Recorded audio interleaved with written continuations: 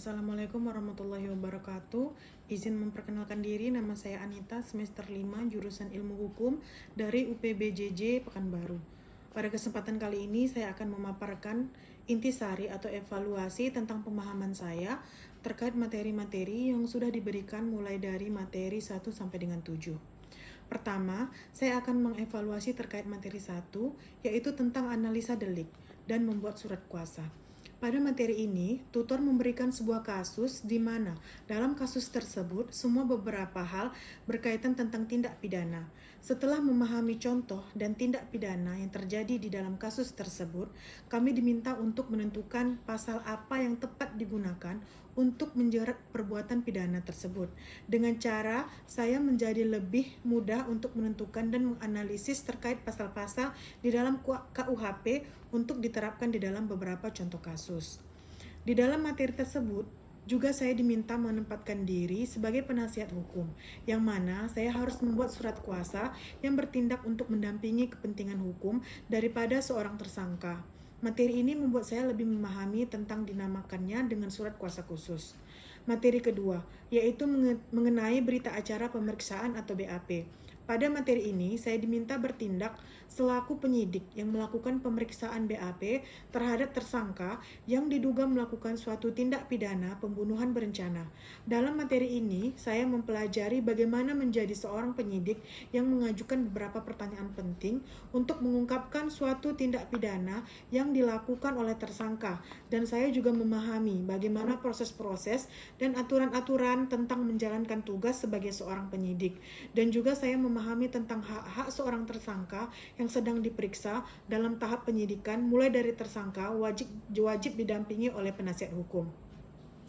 Materi ketiga yaitu mengenai dakwaan. Pada materi ini saya memahami bahwasannya dakwaan merupakan dasar penting hukum acara pidana, karena berdasarkan hal yang dimuat dalam surat dakwaan, hakim akan memeriksa suatu perkara.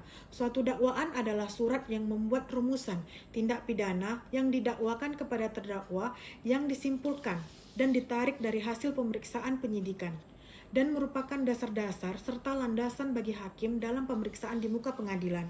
4. Yaitu materi keempat, yaitu mengenai eksepsi. Dalam materi ini, saya memahami bahwa eksepsi penasihat hukum terhadap surat dakwaan jaksa penuntut umum adalah keberatan formal yang diajukan penasihat hukum atas dasar formil surat dakwaan, bukan materi pokok perkara.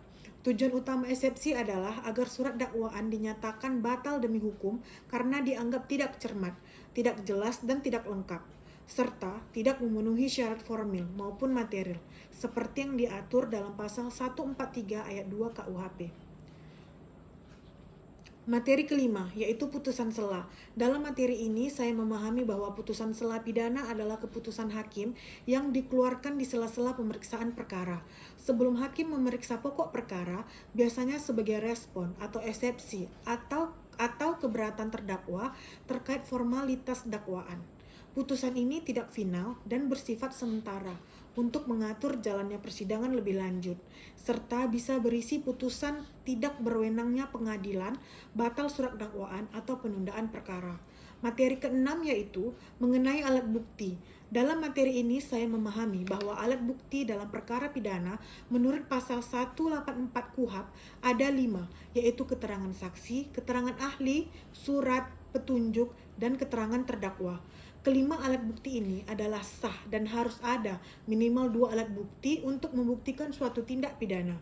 Materi ketujuh yaitu surat tuntutan. Dalam materi ini saya memahami bahwa surat tuntutan jaksa penuntut umum adalah kesimpulan jaksa berdasarkan proses pembuktian di persidangan yang berisi tuntutan hukuman bagi terdakwa.